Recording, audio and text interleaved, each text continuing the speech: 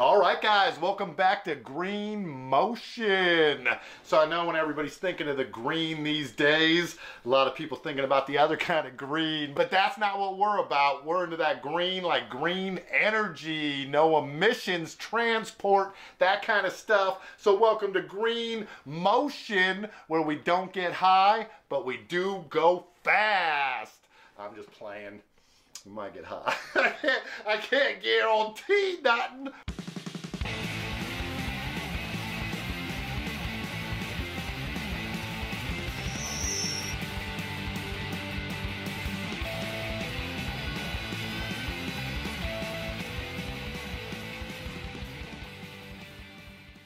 I do actually have something really exciting I'm gonna give you guys a sneak peek of today.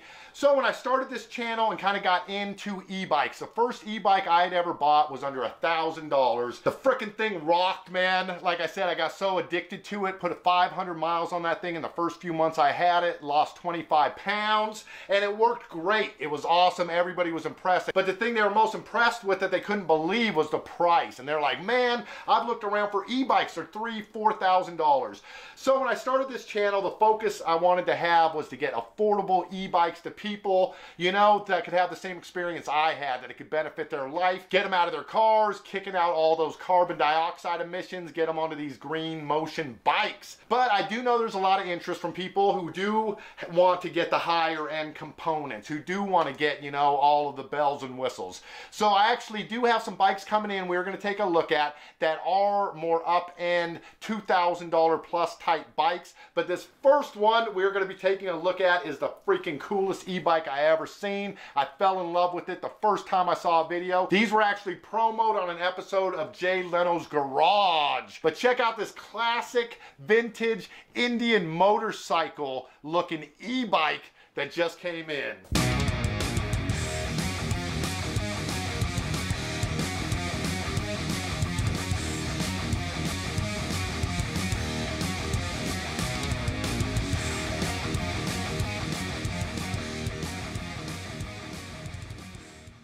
But that's one I still have to take out. We got snow on the ground here. The weather's really bad. So I'm going to wait until we get a nice day and things have dried up a little bit for me to really get out there and run that thing through its paces. But for today, I did manage to get some footage before this last snowstorm came in of another very affordable e-bike from Nakto. Now this is sort of the male version of one of their bikes we had looked at before, the vintage style Camel female bike. If you don't remember, here's a little clip of that.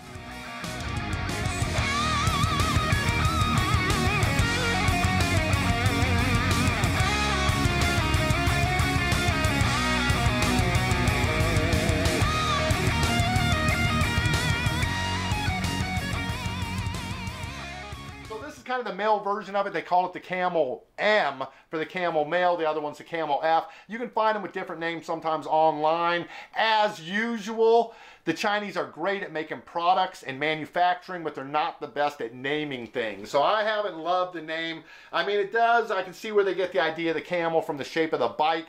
But, you know, I try to fill them in like, hey, you know, in the U.S., there's a derogatory term, you know, called a camel toe. And so to name a female bike the Camel, I just don't think that's the best move, man. I don't think women are thrilled about the idea of riding around on a bike called the Camel. But anyways, regardless of what you call it, when it rose by any other name, you know where I'm going with that. So this is another nice, very affordable, well under $1,000 e-bike. As with all of these lower end, more inexpensive e-bikes, you kind of got to pick which features are more important to you. You're not going to get everything. Now this bike does have the back rack.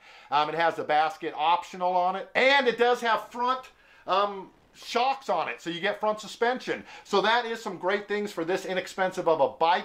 The things that it doesn't have is you don't get multiple levels of pedal assist. Pedal assist is basically on or off. It does have only a 250 watt, but I would say it is surprisingly quick for 250 watt, but it has a 36 volt 10 amp hour battery. It'll do about a 20-mile range. But other than those limitations with the pedal assist, you do have a 6 level gear shift on there, Shimano gear shift and derailleur, so you can get down into those lower gears or the higher gears when you need to. The throttle is awesome, and that is on all the time, whether you have the pedal assist on or off. But why don't we go ahead, I think I've run through enough of the points on it. Why don't we actually take a look at me out riding around on the Nakto Camel M.